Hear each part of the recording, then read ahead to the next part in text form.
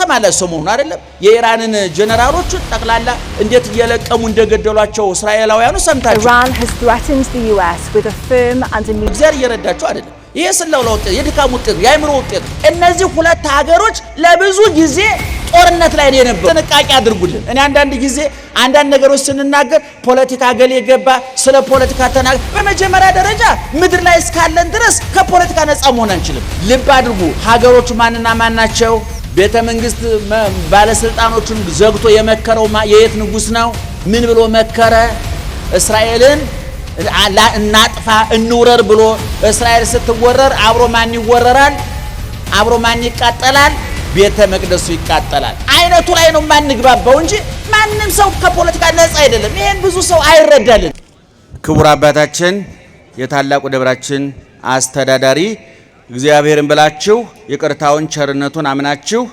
ከቅድስት ድንግል እናቱና ከቅዱሳን ባለሟሎቹ የሚገኘውን ጥበቃና ምልጃ ተስፋ አድርጋችሁ በዚህ ቦታ እግዚአብሔር የሰበሰባችሁ ወገኖቻችን እንዴት አደራችሁ እንዴት አረፈዳችሁ እንዴት ቆያችሁ በየጊዜው በየቦታው በየምክንያቱ በጆሮአችን ልክ የሚነግረን በመንኖረው መጠንም የሚያስተምረን ትናንት ከኛ ጋር የነበረ አሁን በዚህ ሰዓት በመካከላችን ያለ ነገ ከነገ ወዲያም እንደማይለየን አፋችንን ሞልተን የምንመሰክርለት ልባችንን ሞልተን የምናምነው የአባቶቻችን አምላክ ልዑለ ባሕሪ እግዚአብሔር እስከዛሬ ስላደረገው በጎ ነገር ወደፊትም ስላዘጋጀልን መልካም ነገር ሁሉ ሕያው ቅዱስና ዘላለማዊ ስሙ ይክበር ይመስገን ይክበር ይመስገን ይክበር ይመስገን ደህና አደራችሁ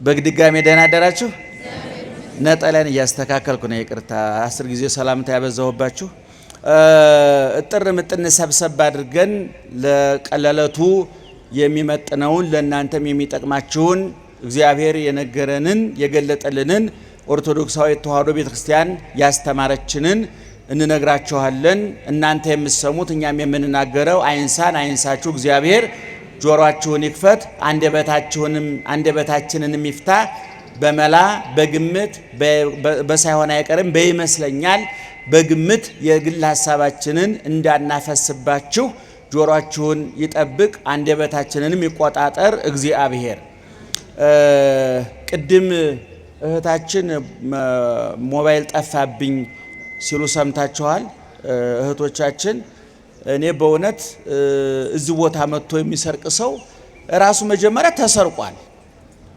ሰይጣን እሱን ከሰረቀው በኋላ እንደገና ደግሞ አንተ ሌላ ሞባይል ስረቅ ተብሎ የተላከ ነውና መጀመሪያ የተሰረቀው ራሱ ሰውየው ነው ሰውየው የእግዚአብሔር ሞባይል ነው በቻርጅ ሰው በደሙ የተሰራ በቁስሉ የተሰራ በችንካሩ የተሰራ በአምሳሉ ባሪያው የፈጠረው ግን ቻርጅ ያልተደረገ ሞባይል ማለት ነው ሞባይል ቻርጅ ካልተደረገ ይሰራል አይሰራም እኛ ደግሞ ቻርጅ የምንደረገው በምንድነው በእግዚአብሔር ቃል ነው በንስሐ ነው በቅንነት ነው በበጎነት ነው እጅን በመቆጣጠር ነው ልብን አይምሮን በመቆጣጠር ነው ስለዚህ ይሄን ሞባይል የሰረቅሽው እህቴ ነገ ምንም ሊገጥመኝ ይችላል ነገር ግን ራሱ መጀመሪያ የተሰረቀ ሰው ነው የሰራቂ የተሸናፊ የሌባ ማለት እሱ ሰውየውን ራሱን መጀመሪያ ማን ሰርቆታል ሰይጣን ሰርቆታል ሁለተኛ ደግሞ እሱ በአቅሙ እኔ እንደተሰረኩ አልቀርም ብሎን ሞባይል የሰረቀውና በእውነት እንዲህ አይነት ሰዎች ካላችሁ ምናልባት እዚህ ቦርሳ ያቀደዳችሁ ብቻ አይደላችሁ በየቢሮ በየሱቁ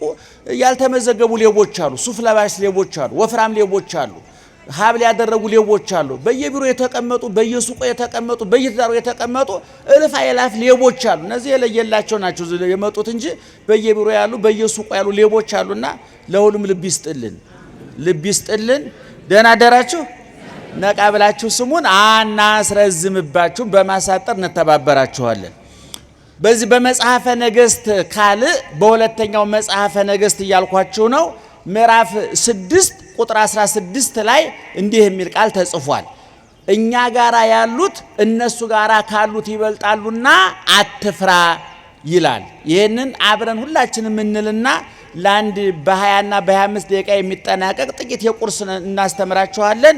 አብረን እንበለው። እኛ ጋራ ያሉት እነሱ ጋራ ካሉት ይበልጣሉና አትፍራ። እነማን ጋር ያሉት ምን ያደርጋሉ? እነማን ጋራ ካሉት እነሱ ጋራ ካሉት እነማን ጋር ያሉት ይበልጣሉ? እኛ ጋር ያሉት ይበልጣሉ። ስለዚህ አትፍራ ይላል። ይሄ በመጽሐፈ ነገሥት ቀዳማዊ ምዕራፍ ካልዕ ማለት ነው ምዕራፍ 6 ቁጥር 16 ላይ ያለ የእግዚአብሔር ቃል ነው። እቸም መጽሐፍ ቅዱስ በክፉዎችም በደጎችም ታሪክ የተሞላ ነው። መጽሐፍ ቅዱስ የእግዚአብሔር ቸርነት ብቻ ሳይሆን የሰይጣንም ክፋት ተጽፎበታል። አብርሃምም ተጽፏል፣ ፈርዖንም ተጽፏል። አረመኔዎች፣ ጨካኞች፣ ደም አፍሳሾች፣ በሰው ስቃይ የሚዝናኑ በሰው መከራ የሚዝናኑ እግዚአብሔርን የማያውቁ ሰዎችም መጽሐፍ ቅዱስ ውስጥ አሉ። እንደገና እግዚአብሔር እንደ ልብ ያለ ሰው አገኘው ብሎ የመሰከረላቸው የእግዚአብሔር ወዳጆች የተባሉ አብርሃም በአርክ በዲበ ምድር አብርሃም በምድር ላይ አብርሃም የሚባል ወዳጅ አለኝ ብሎ እግዚአብሔር አማካሪ ያደረገው ሰዶምን ገሞራን ለማቃጠል ሲወስን እግዚአብሔር በልዩነት ያማከረው ለማን ነው? ለአብርሃም ነው። አብርሃም የእግዚአብሔር አማካሪ ሆኗል። በመጽሐፍ ቅዱስ በኦሪት ዘፍጥረት ከምዕራፍ 12 ጀምራችሁ ስክን ብላችሁ ቤታችሁ አንብቡት። እንደገና ቅዱስ ዳዊት ደግሞ እግዚአብሔር እንደ ልቤ ያለ ሰው አገኘሁ ብሎታል። ማን ያለው? እግዚአብሔር እንደምን ያለ ሰው? እንደ ልቤ ያለ ሰው አገኘሁ ብሎ የመሰከረለት አለ። ልብ አድርጉ። አብርሃም የእግዚአብሔር አማካሪ ነው። ዳዊት የእግዚአብሔር ልብ ነው። እንደገና ደግሞ እንደ ፈርዖን አይነት ደግሞ ክፉ ሰዎች አሉ፣ አረመኔ ሰዎች አሉ። ሕፃናት ሲወለዱ እስራኤላውያት ሴቶች ጸንሰው በሚወልዱበት ጊዜ እዛው ጭቃው ላይ እርገጡት የሚሉ ሕፃናቱን በየወንዙ የጣሉ እስራኤልን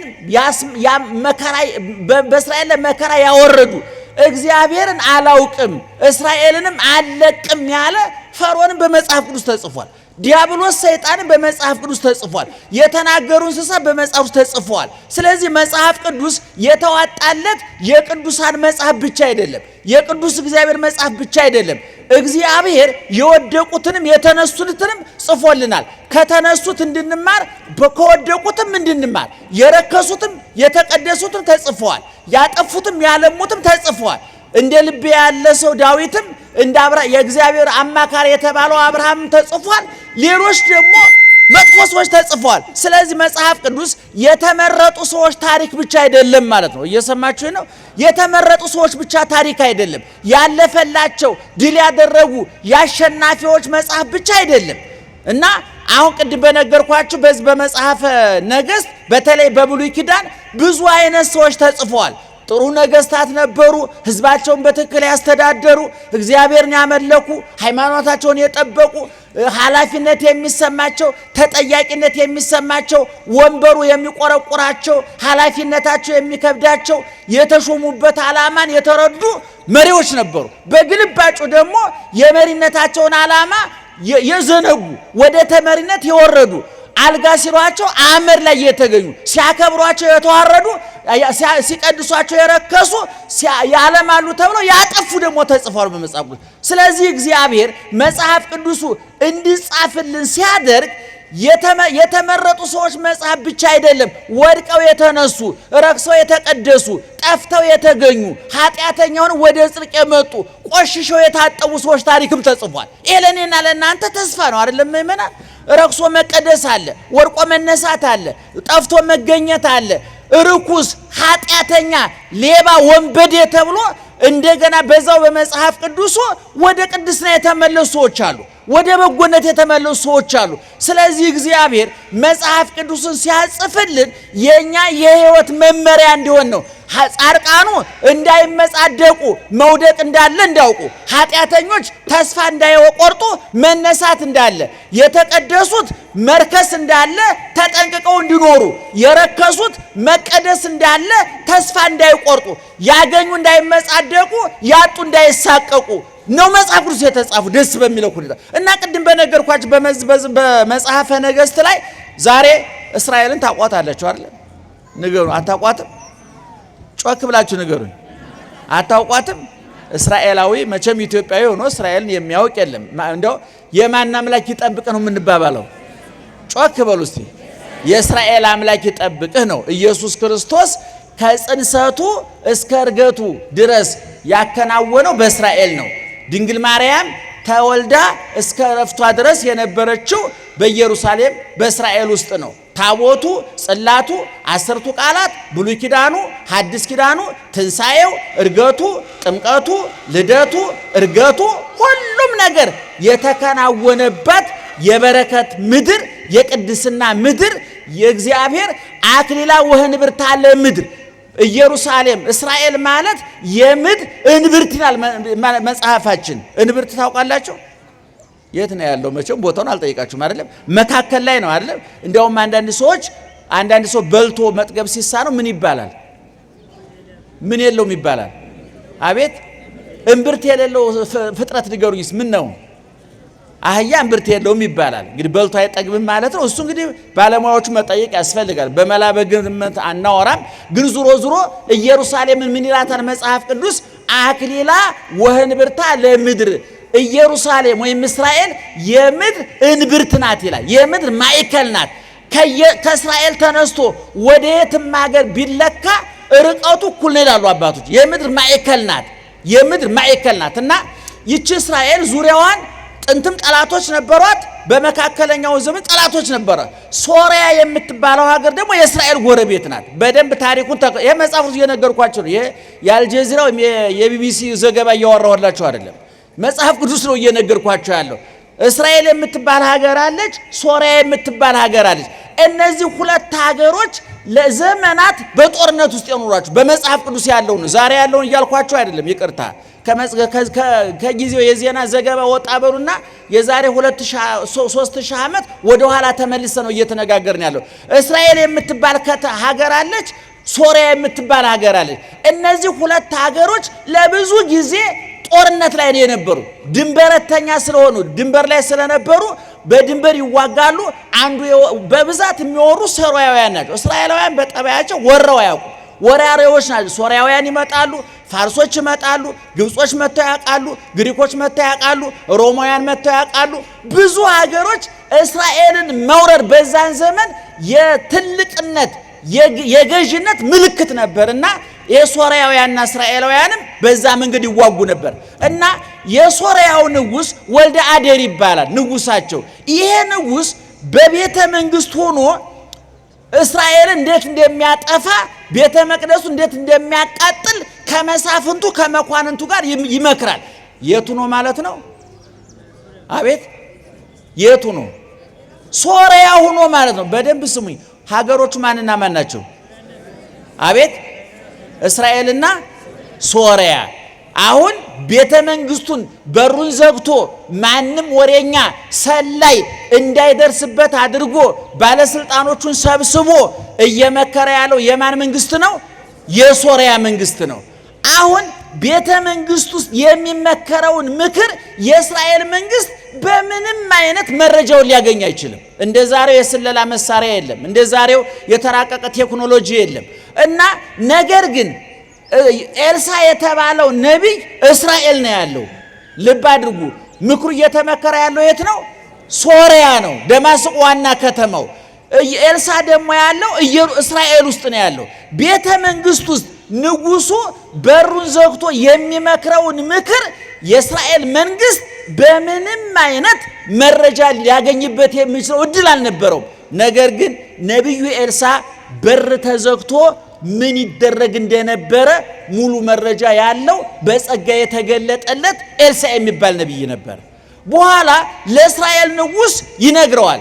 የሶሪያው ንጉስ በር ዘግቶ መመናን ይሄ ማለት ነብዩ ፖለቲካ ውስጥ ገብቷል ማለት አይደለም። ጥንቃቄ አድርጉልን። እኔ አንዳንድ ጊዜ አንዳንድ ነገሮች ስንናገር ፖለቲካ ገሌ ገባ ስለ ፖለቲካ ተናገር። በመጀመሪያ ደረጃ ምድር ላይ እስካለን ድረስ ከፖለቲካ ነፃ መሆን አንችልም። አይነቱ ላይ ነው ማንግባባው እንጂ ማንም ሰው ከፖለቲካ ነፃ አይደለም። ይሄን ብዙ ሰው አይረዳልንም እና ነብዩ ፖለቲካ መግባቱ አይደለም ነገር ግን የሶርያው ንጉስ በር ዘግቶ ከመሳፍንቱ ከመኳንንቱ ከባለስልጣኖቹ ጋር እየተማከረ ያለው የእስራኤልን ቤተ መንግስት ለመድፈር ብቻ አይደለም፣ ቤተ መቅደሱን ለመዝረፍ ነው፣ ነዋያተ ቅድሳቱን ለመዝረፍ ነው። የእስራኤልን አምላክ እግዚአብሔርን ጭምር ለማዋረድ ነው የሚመጣው። ስለዚህ ነቢዩ በቤተ መንግስት እየተመከረ ያለውን ምክር ለእስራኤሉ ንጉስ የነገረው መንግስትህን ጠብቅ ብሎ ፖለቲካ ውስጥ ገብቶ ለመፈትፈት አይደለም። የነቢያት ጠባይ አይደለም። ነቢያት የፍርድ ጎደለ ድሃ ተበደለ ብለው ባመኑ ጊዜ ፊት ለፊት ነው የሚናገሩት። በተዘዋዋሪ እንኳን አይናገ ፊት ለፊት ነው የሚነግሯቸው። አሁን ግን የሶርያው ንጉስ በር ዘግቶ እየመከረ ያለው ቤተ መቅደሱን ለማቃጠል ነዋያተ ቅድሳቱን ለመዝረፍ ጭምር ነው እየመከረ ነው። ስለዚህ ያ ቤተ መንግስት ተዘግቶ የተመከረው ምክር በጸጋ ተገልጦለት ማን ያውቃል? ኤልሳ ነብዩ በኋላ ለእስራኤል ንጉስ ይነግረዋል። ሶርያውያን ተማክረዋል፣ ጨርሰዋል፣ ወታደር ልከዋል፣ ወታደሮቹ እዚህ ቦታ ደርሰዋል ይልና መረጃውን ይነግረዋል። የእስራኤል ንጉስ ሙሉ መረጃ ስለደረሰው እነዛን መልእክተኞቹን እየተቀበለ አሸንፎ ይልካቸዋል። በኋላ የሶርያው ንጉስ ተበሳጨ። ከኛ መካከል መረጃ እያወጣ የሚሰጥብን አለ ወይ ብሎ ጠየቀ። እየሰማችሁ ነው ታሪኩን? መጽሐፍ ቅዱስ መጽሐፈ ነገሥት ካልዕ ምዕራፍ 6 ነው እየተረኩላችሁ ያለው። ከዛ ከኛ መካከል መረጃ እያወጣ የሚሰጣል ወይ? ትሰማላችሁ ሰሞኑን አይደለም የኢራንን ጀነራሎቹን ጠቅላላ እንዴት እየለቀሙ እንደገደሏቸው እስራኤላውያኑ ሰምታችኋል። ይሄ ስለላው እግዚአብሔር እየረዳቸው አይደለም። ይሄ ስለላው ውጤት የድካም ውጤት ነው፣ የአእምሮ ውጤት ነው። ዝም ብለህ ጭንቅላትን ዘግተህ በር ዘግተህ እግዚአብሔር ይረዳኛል ብትል መና ከደመና አይወርድም። መጀመሪያ ምጣድህን ጣድ፣ እግዚአብሔር እንጀራውን ሊያሰፋልህ ይችላል። ምጣድ ሳይጥዱ እንጀራ አምጣ፣ የቀረ ዘመን ወገኖች። የኛ የራሳችን ጥረት ማድረግ አለ፣ መጣጣር አለበት። እና አሁን ሲልክ የእስራኤል ንጉስ እየተቀበለ ሲገላቸው በኋላ ንጉስ ተበሳጭቶ ከናንተ መካከል መረጃ እያወጣ ለእስራኤል የሚያቀብል አለ ብሎ ንጉሱ ወርህፀት በጣም ተበሳጭቶ ተቆጥቶ ተናገረ። ከዛ ከመካከል ግን የነብዩን ጉዳይ የሚያውቅ አንድ ባለስልጣን መላለው ንጉስ ወይ ከመካከላችን ማንም መረጃ ያወጣ የለም፣ ሁሉ ላንተ ታማኝ ነው። ነገር ግን እኛ በር ብንዘጋም የተዘጋ በር የማይገድበው የተዘጋ በር የማይመልሰው ኤልሳ የሚባል ነብይ አለ። እኛ ዘግተን የመከርነውን እግዚአብሔር ስለሚገልጥ ነብይ ስለሆነ ለእስራኤል ንጉስ መረጃ እየሰጠ የሚያስመታን እሱ ነው ብሎ ነገረው። ታሪኩን እየሰማችሁ ነው። ሀገሮቹ እነማን ናቸው? አቤት ሶርያና ምክሩ እየተመከረ ያለው የት ነው? የማን ንጉስ? ከማን ጋር? ከባለሟሎቹ ከባለስልጣኖቹ ጋር። መረጃውን አውጥቶ የሰጠበት ማን ነው? አቤት ኤልሳ መረጃውን አውጥቶ የሰጠለት ለእስራኤል መንግስት ተቆርቆሮ ነው? ለእስራኤል መንግስት አስቦ ነው? አይደለም። ይሄ ንጉስ እየተማከረ ያለው ምኑን ጭምር ለማርከስ ነው? ቤተ መቅደሱን ለማርከስ ስለሆነ፣ ነዋያተ ቅድሳቱን ለመዝረፍ ስለሆነ፣ ቤተ መቅደስ እግዚአብሔር የሚገለገልበትን ማይጠንተ ወርቁን በቤተ መቅደስ ውስጥ ያለውን አይታቸዋል። በጣሊያን ጊዜ በግራኝ ጊዜ ኦርቶዶክሳዊ ተዋሕዶ ቤተክርስቲያን ብዙ ነዋያ ቅድሳቷን የወርቁ ጥና የወርቁ መስቀል እየቀለጠ አምባር ቀለበት የሆነው በወራሪዎች አማካኝነት ነው። ስለዚህ የሚመጣውን መከራ መቋቋም ያለብን ለሃይማኖታችን ስንል ነው ማለት ነው፣ በዘመናት ይሆን። ስለዚህ ከዛ በኋላ ንጉሱ ተበሳጨ፣ ተነገረው። ንጉሱ ምን አደረገ? ግደለ ምን ያውቅበታለሁኝ የት ነው የሚኖረው ብሎ እሱም እንዳቅሙ ኤልሳ ያለበትን መረጃ ሰበሰበና ወታደር የተቀለበ የሰለጠነ ወታደር በፈረስ በሰረገላ አድርጎ ኤልሳ ወዳለበት ሰፈር ላከ፣ መንደር ላከ። በደንብ አድርጋችሁ ስሙኝ። ማን ነው የላከው? የሶርያው ንጉስ። ወደ ማን? ወደ ኤልሳ። ኤልሳ ምን ስላደረገ? በቤተ መንግስት የመከረውን ምክር ለእስራኤል መንግስት አሳልፎ ሰጥቶ ስላስመታውና ወታደሮቹ ተሸንፈው ቆስለው ስለተመለሱ። ከዛ ይሄ ንጉሱ የላካቸው ወታደሮች ሌሊቱን የኤልሳን ያለበትን ቤት ከበው አደሩ። በኋላ የኤልሳ ደቀ መዝሙር የነብዩ ደቀ መዝሙር ሌሊት ለሽንት ሲወጣ ዙሪያውን የሶርያ ወታደሮች በፈረስ በሰረገላ በዘመኑ ባለው ጦር መሳሪያ ታጥቀው ዙሪያቸውን ከበው አገኙ። ደነገጠ ደቀ መዝሙሩ፣ ተማሪ የኤልሳ ደቀ መዝሙር ደነገጠ። ነብዩ ሆይ ተመልሶ ገባ። ሽቱ ሊሸና የነበረው ደንግጦ መልሶ መጣ።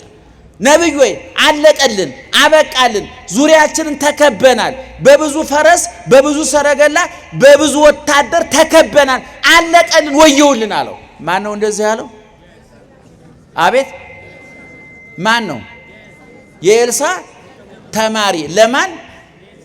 ለኤልሳ። ከዛ በኋላ ኤልሳ ምን እየተደረገ እንደሆነ ያውቃል።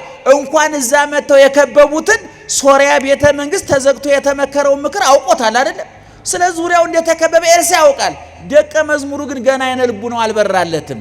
ገና ኤልሳ ደረሰበት ጸጋ ላይ አልደረሰም። እና ቀጥሎ ኤልሳ ምን አለው? እነሱ ጋራ እኛ ጋራ ካሉት እነሱ ጋራ ካሉት ይበልጣሉና አትፍራ አለና እንደዚህ ብቻ ብሎ አልቀረም።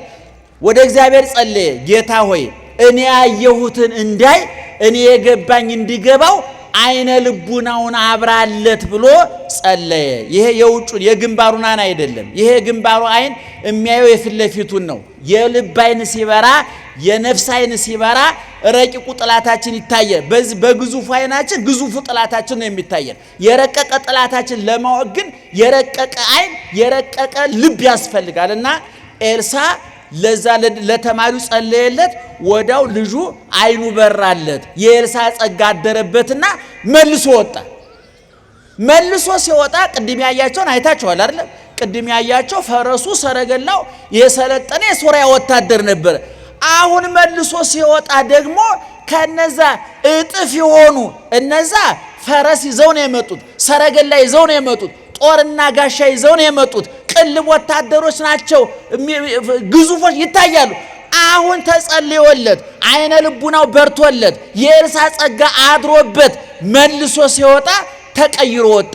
ሲወጣ የሳት ጦር የያዙ የሳት ሰይፍ የያዙ በሳት ሰረገላ በእሳት ፈረስ የተቀመጡ ቅዱሳን መላእክት የኤልሳን ቤት ከበው ታየ። ደህና አደራችሁ? እየሰማችሁ ነው? በደንብ ተከታተሉ። በሉሽ ግድ የለም እልል ትሉ አስባ ነገሩ አብይ ጾም ነው። ግድ ይባርክላችሁ፣ ግድ የላችሁ በውስጣችሁ እልል ብላችኋል። የሰማነውን ይግለጥልን። ልብ አድርጉ። ሀገሮቹ ማንና ማን ናቸው? ቤተ መንግስት ባለስልጣኖቹን ዘግቶ የመከረው የየት ንጉስ ነው? ምን ብሎ መከረ? እስራኤልን እናጥፋ እንውረር ብሎ። እስራኤል ስትወረር አብሮ ማን ይወረራል? አብሮ ማን ይቃጠላል? ቤተ መቅደሱ ይቃጠላል። ንጉሱ በር ዘግቶ የመከረውን ምክር ያወቀበት ማን ነው? ኤልሳ ነቢዩ። ከዛ በኋላ ቅድም እንደነገርኳችሁ ያ ደቀ መዝሙር መልሶ ሲወጣ ቅድም ካያቸው የበለጡ አየ። ታዲያ ኤልሳ ምን አለው? አይዞህ፣ አትደንግጥ፣ አትፍራ። አንተ ያየው ፈረስ ነው፣ ገብስ አሰር ገብስ ገለባ የሚበላ ፈረስ፣ ከእንጨት ከብረት የተሰራ ሰረገላ። ወታደሮች የሚያያቸው እነዚህ አንድ ቀን ምግብ ቢያጡ ጠውልገው የሚያድሩ አቅም የሚያንሳቸው የሚሸነፉ የሚሞቱ የሚቆስሉ ናቸው። እነሱ ጋራ ካሉት ይልቅ እኛ ጋራ ያሉት ይበልጣሉና አይዞህ አትፍራ አሉ። ደስ አይልም? ምእመናን እንደዚህ ማለት ብቻ አይደለም። ደቀ መዝሙር ምን እንደሆነ ጸለየለት። ጌታዬ እኔ ያየሁትን እንዳይ እርዳው፣ አይኑን አብራለት፣ ክስት አይንቲው አይኖቹን ግለጥለት፣ አይኖቹን አብራለት። በመጽሐፍ ቅዱስ አይናቸው የበራላቸው ሰዎች ምን እንዳደረጉ አይተናል። አዳምና ሔዋን በሰላም እየኖሩ ገነት እየኖሩ የበለሱን ፍሬ ከበሉ በኋላ አይናቸው ተገለጠ ይላል። ግን ያ ዕፀ በለሱን በልተው በሌብነት ሰይጣን የነገራቸው ምክር በልተው ስለሆነ የተገለጠላቸው አይናቸውን እንዲገለጥላቸው ያደረገ ሰይጣን ነው። ነገር ግን ራቁትነታቸውን አዩ፣ ባዶነታቸውን አዩ። ሰቀቀናም አይን ነው ያኛው። ይሄኛው አይን ሲበራ ግን መላእክትን ነው ያየው። በሉቃስ ወንጌል ምዕራፍ 24ም ሉቃስና ቀሌዮጳ ኢየሱስ ክርስቶስ እንጀራውን ባርኮ ሲሰጣቸው ወተከስተ አዕይንቲሆሙ አይነ ልቡናቸው በራ ይላል። የቆሰለውን ክርስቶስ ሳይሆን የተነሳውን ክርስቶስ ያሸነፈውን ክርስቶስ ድል አድራጊውን ክርስቶስ አዩት ይላል። ምእመናን ይሄ አይናችን ሲበራ ያቆሰሉን ሳይሆን የቆሰለልን ይታየናል። ብዙዎቻችን አሁን ስላቆሰሉን እኮ መተን ብዙ አወራን እኮ እገሌ አይተኛልኝም እገሊት አተኛልኝም ኑሮ እንዴት ይሆን ስለ ጭንቀታችን ስላቆሰሉን ስላሳደዱን መከራ ትዳራችንን ስለበተኑት ሱቃችንን ስለበተኑት ኑሯችንን ስላበላሹት ስለ ክፉ ሰዎች እኮ ብዙ አውርተናል አይደለም። ክርስቲያን ስላቆሰለው አያወራም፣ ስለቆሰለለት ነው የሚያወራው። የቆሰለልን ማን ነው ንገሩኝ? የቆሰለልን ማን ነው? እዚህ መታችሁ አቁሳዮቻችሁን እርሷቸው፣ የበደሏችሁን እርሷቸው፣ ጎረቤቶቻችሁን እርሷቸው፣ የሥራ ባልደረቦቻችሁን እርሷቸው፣ ያሰሩባችሁን መተት የመተቱባችሁን ትዳራችሁ ላይ መከራ ያመጡባችሁን እርሷቸው። እዚህ ስትመጡ እነሱን ረስታችሁ አሸናፊውን አስቡት፣ ድል አድራጊውን አስቡት። የሚጠብቅህ አረ ንገሩኝ ጮህ የሚጠብቅህ አይተኛም። መጽሐፈ መነኮሳት ላይ ደግሞ እንዲህ የሚል ቃል ተጽፏል። እመኒ ኖመ ለሊሁ ወአቃቢ ሁሰ እይነውም። እሱ እንኳን ቢተኛ ይላል የሚጠብቀው አይተኛም። እናቶቻችን ልጆቻችሁ አውሮፕላን ላይ ቁጭ ብላችሁ ረጅም ጉዞ ላይ ቁጭ ብላችሁ አውሮፕላን ላይ ሆናችሁ እኮ እቅፋችሁ ላይ ልጆቹ ምን ይሆናሉ? ይተኛሉ።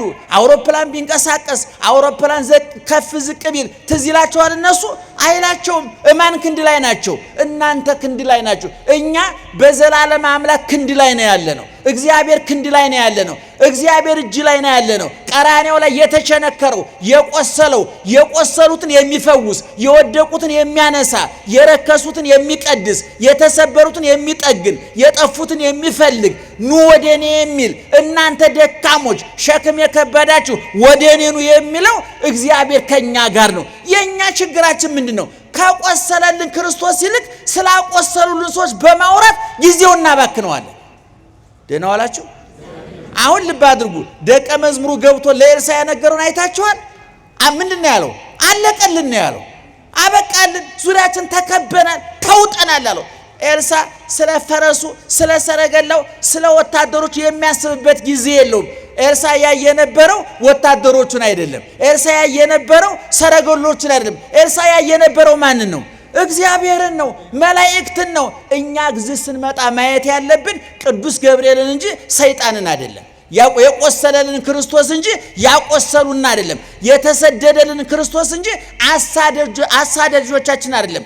ልብ አድርጉ። የተራቆተልን ክርስቶስ እንጂ ያራቆቱንን አይደለም ማየት ያለብን። ሰው ስለ ጥላቱ ብዙ በማውራት ጊዜውን ያባክናል። ወገኖቼ ታውት እሱን እርሱት። የሚጠብቅን ምን አይልም ብለናል?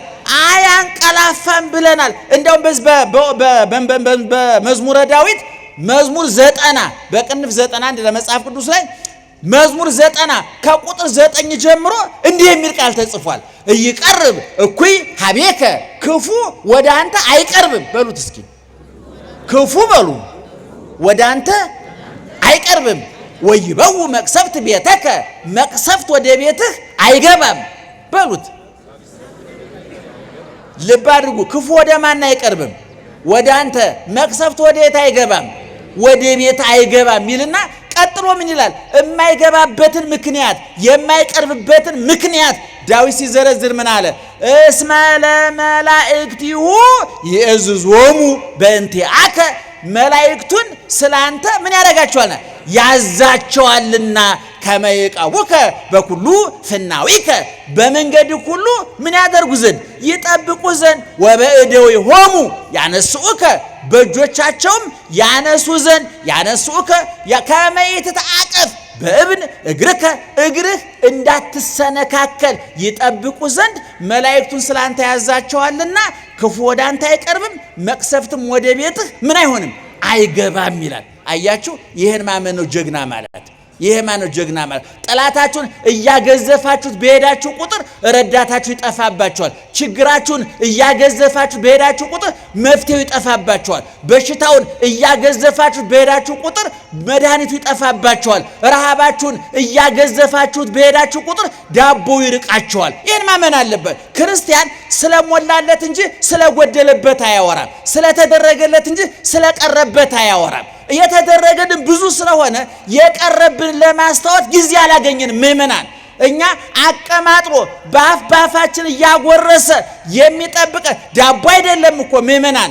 አባት ቢወልድ ዳቦ ያጎርሳል፣ ወተት ያጠጣል፣ ልብስ ይገዛል።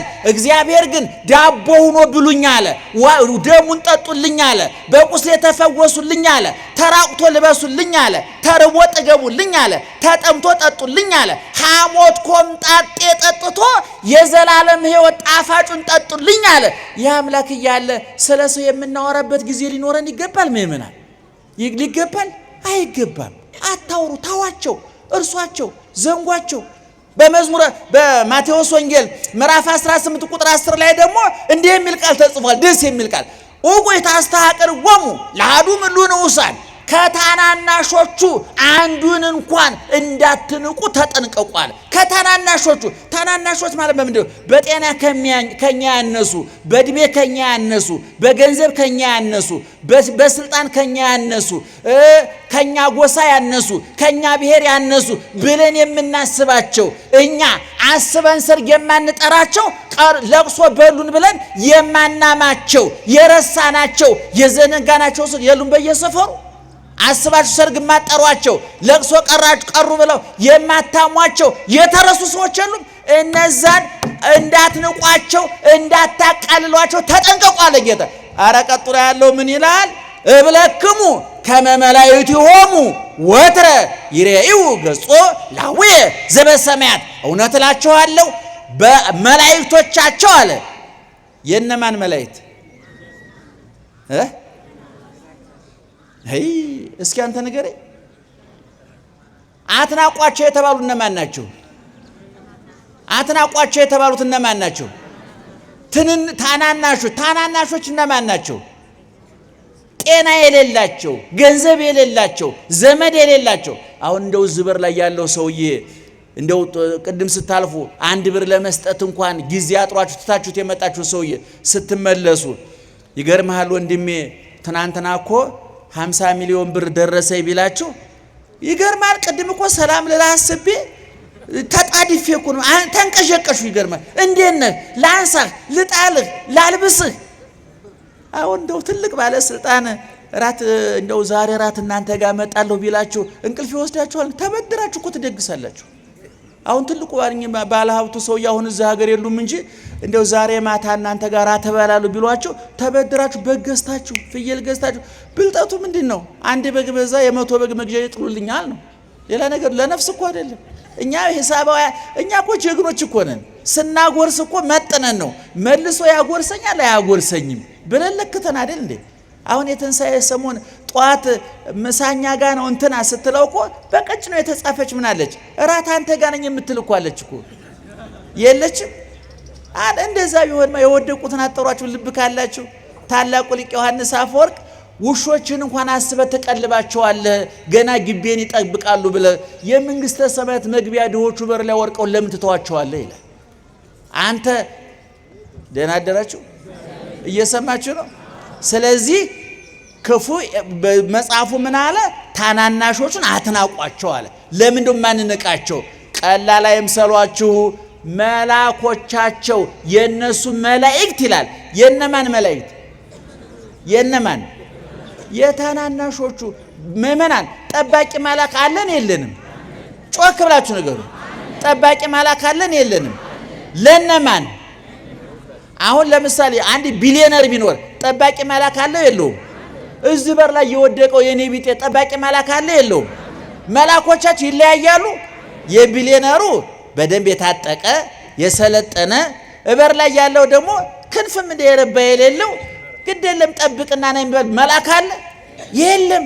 እዛም ለዛም ሰውዬ ለኔም ለአሜሪካው ፕሬዝዳንትም ለሳቸው አይታዘዝም ለኔ ነው የሚታዘዙ ለነገሩ እንደ ቢታዘዝላቸው እንኳን ቢባል ለሳቸውና ለኔ አንድ አይነት መልአክ ነው የሚታዘዘው ምክንያቱም መልአኩን የሚመድበው የጌቶቹ ጌታ እግዚአብሔር ነው የድሆች አምላክ እግዚአብሔር ነው የጎስቋሎች አምላክ እግዚአብሔር ነው በተራበ ሌማቱ ሲራቆት መገኘት የሚችለው በዋቀው ሲራቆት የሚገኘው ስንታሰር የሚገኘው ጤና ሲከዳን ገንዘብ ሲከዳን ዘመድ ሲከዳን መያዣ መጨበጫው ሲጠፋን የያዝነው ያመለጠን የሰበሰብነው እየተበተነ አለን ያለው እየከዳን ነገሮች በጨለሙበት ሰዓት ከጎናችን ማን ይገኛል እግዚአብሔር ይገኛል ይሄ ጌታ ነው እና መልአኮቻቸው በሰማይ ያባቴን ፊት ያያሉ ማለት መሰላል ፊት ማየት በመጽሐፍ ቅዱስ ቋንቋ ባለሟልነት ነው ዛሬም ወራዊ መታሰቢያውን የምናደርግለት ቅዱስ ገብርኤል በሉቃስ ወንጌል ምዕራፍ 1 ቁጥር 13 ላይ እኮ አንተ ማን ብሎ ሲጠይቀው እኔማ አለ መልአኩ አነ ውእቱ ገብርኤል ዘቀውም ቅድመ እግዚአብሔር እኔ በማን ፊት የምቆመው በማን ፊት በእግዚአብሔር ፊት የምቆመው ማንኛ አለ ገብርኤል ነኝ አለ ፊት ነሳው ማለት ነው ብዙ ጊዜ እናገራለሁ እንደው ገሌኩ ፊት ነስቶኛል ማለት ነው ፊቱን አያሳየኝም በነጠላ ሸፍኖ ነው የሚሄደው ማለት ነው ምን ማለት ነው አቤት አንነጋገርም ማለት ነው አይደለም አኩርፎናል ማለት ነው አይደለም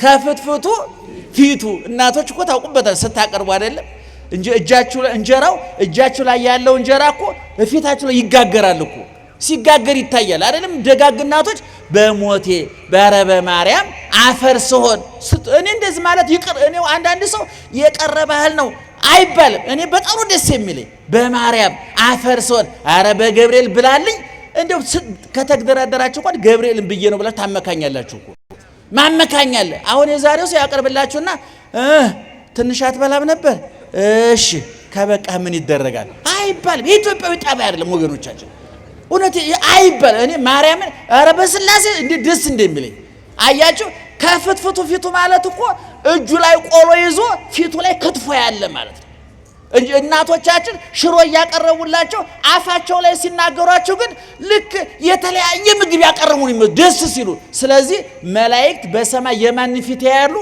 ያባቴን ፊት ያያሉ ምን ማለት መሰላችሁ በአባቴ ዘንድ ምንድናቸው ሹም ናቸው ባለስልጣን ናቸው ባለሟል ናቸው ቅዱስ ዳዊት በጸባህ እቀውም ቅድሜተ ወአስተሪ ለካለ በመዝሙር 5 ላይ በጧት በፊትህ በመስጋና ምን አደርጋለሁ እቆማለሁ ገለጥ በማን በፊትህ በማን ፊት በእግዚአብሔር ፊት ሊቃውንት ደግሞ ፊት የሚለውን ሲተረጉ ምን ይላሉ እግዚአብሔር መስዋዕት የሚሰዋበት ጸሎት የሚጸለይበት ቦታ ሁሉ የማን ፊት ነው የእግዚአብሔር አሁን ቤተክርስቲያን ስንመጣ ፊቱን እየነካን ነው እኔ አሁን ቤተክርስቲያን መጥቼ ስሳለም የህንጻው አለ አይደለም በሩ ነክቼ እንደዚህ ስሜ እንደዚህ ካላልኩ ያገኘሁት አይመስለኝም አንዳንድ ሰው በርቀት እጅነስ ምናምን ስለምታዩት እናንተ የነካች ስለሚመስላችሁ እኔ ግን መንካት አለብኝ ልክ መቤታችን ቤተክርስቲያን እጅ ህንጻውን ነክቼ ስስም እኔ መቤታ አግኝቼ ሳምኳቱ ነው የሚመስለኝ እኔ ሰው የሚዳሰስ ነገር ይፈልጋል የሚጨበጥ ነገር ይፈልጋል እና ታናናሾችን አትናቁ አለ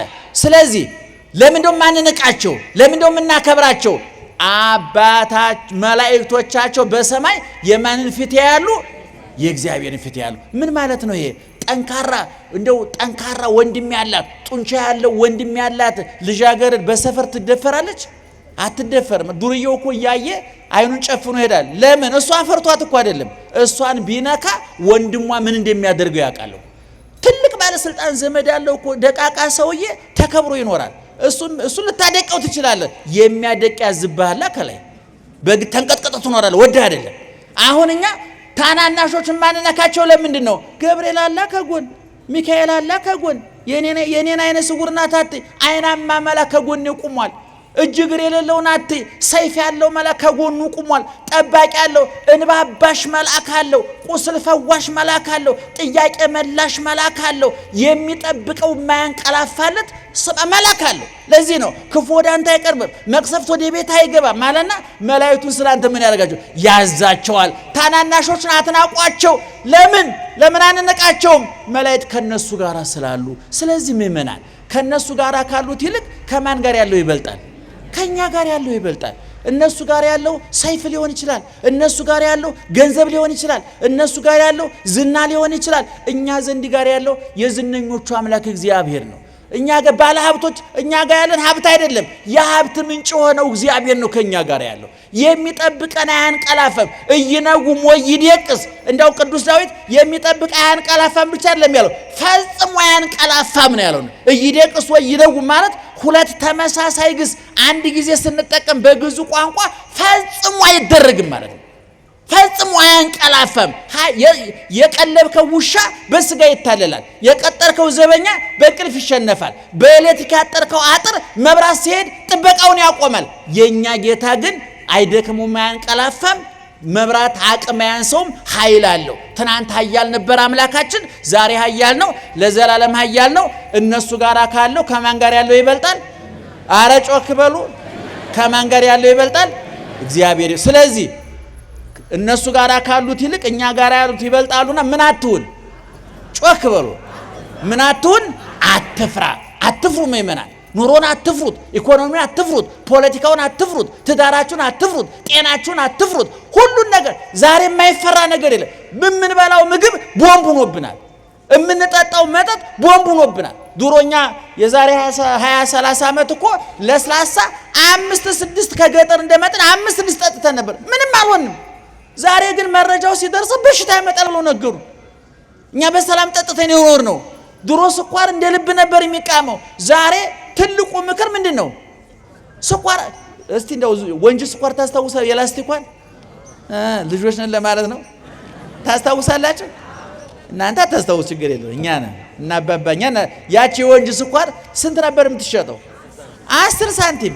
እሷን ገዝተን እንበሳና ምን እናደርገዋለን? ስኳሩ እንቅመዋለን። ዛሬ ብንቅመው እንቃማለን። የኔ ጌታ ደም ብዛቱ፣ ስኳሩ፣ ምን ያልመጣ ጉድ አለ። እንዲያውም ሊቃውንት ምን ይላሉ? አዳምን እግዚአብሔር ሲረግመው አለ ምድሪቱ እሾህና አሜከላ ታብቅል ብሎ ሲረግመው በአንተ ሰውነት ደግሞ ወስፋቱ ኮሶ ይብቀልብ፣ በሽታ መናኸሪያ ያድርግ ማለት ነው። ዛሬ መናኸሪያን ያደርግ እውነቱን ለመናገር። ስለዚህ መፍራት አይገባም። የፈራ ሰው ይሸነፋል። የፈራ ሰው ተስፋ ይቆርጣል። የፈራ ሰው ሰው ያጠፋል፣ ራሱን ያጠፋል። የፈራ ሰው ይሰርቃል። የፈራ ሰው ወንጀለኛ ይሆናል። እኛ ግን አንፈራ። ማን ከኛ ጋር ስላለ? ማን ከኛ ጋር ስላለ? እግዚአብሔር ከኛ ጋር። ከበር ቁሜ ሞዳትን ጥቅስ ልበላት። ከበር ቁሜ ምን አደርጋለሁ? ጮክ በሉ እሺ። ማንም ድምፄን ሰምቶ ቢከፍትልኝ አቤት እገባለሁ። ገብቼ አለ ጌታ። እንዴት ይገርማል! አረ በሏት። ምን እበላለሁ? ከበር ቁም የሚያንኳኳው ማን ነው? እሺ ሲከፈትለት የሚገባው ማን ነው? እሺ ገብቶ ቁጭ የሚለው ማን ነው? ከኛ ጋር እራት የሚበላው ማን ነው? ምን አይነት እራት ብናቀርብለት ነው? እስኪ ንገሩ። ምን አይነት እራት? በቃ የተለያየ በቃ ጠረጴዛ የሸፈነ 15 አይነት በየአይነቱ የተሰራ በዚህ ጥብሱ፣ ቅቅሉ፣ በዛ ምን የቀረበለት ማለት ነው? አይደለም። ቆሎ ቆርጥም ብታድር ምን ቸገረው እግዚአብሔር? ቂጣ ነክሰ ብታድር ምን ቸገረው እግዚአብሔር? ድንችን ቀቅለ በሚጥሚጣ በልተ ብትተኛ ምን ቸገረው እግዚአብሔር? ይባርክልሃል ማለት ነው። የበላው ድንች ከጮማን ይበልጣል። የበላው ቆሎ ከተመጣጣኝ ምግብ ይበልጣል። ማን ሲባርከው? ማን ሲባርከው? እግዚአብሔር ሲባርከው። አንድ ገጣሚ ልጅ ነበር የዛሬ 5-6 ዓመት የሰማሁትና አንድ ግጥም ነው። የስነ ጽሁፍ ምሽት እወዳለሁ። ስነ ጽሁፍ ዓለማዊ የኪነ ጥበብ በጣም ነው የምወደው። ብዙዎቻችሁ ያስኮንና ብላችሁ በር ዘግታችሁ ተዘግታችሁ ቀርታችኋል። እኔ በጣም ነው የምወደው። መጽሐፍ አንብቡ፣ ኪነ ጥበብ አንብቡ፣ ስነ ጽሁፍ አንብቡ። በተለይ እኔ ወጣቶች፣ እኔ በ20 በ30 ዓመት ያላችሁ ወጣቶች፣ እኔ ከ50 ከ60 ዓመት በላይ ያላችሁ ችግር የለም።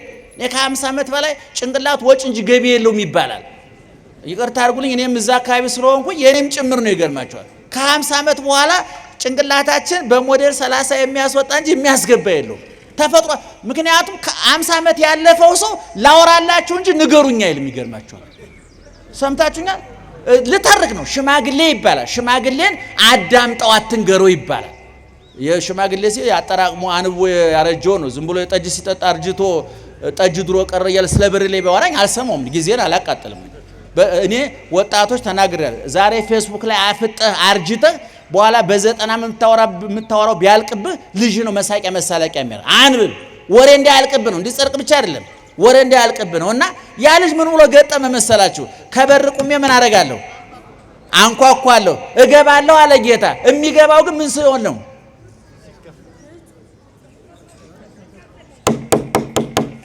ምን አደርጋለሁ ማለት እስቲ እኔ ምልክቱን እያያችሁ ንገሩኝ።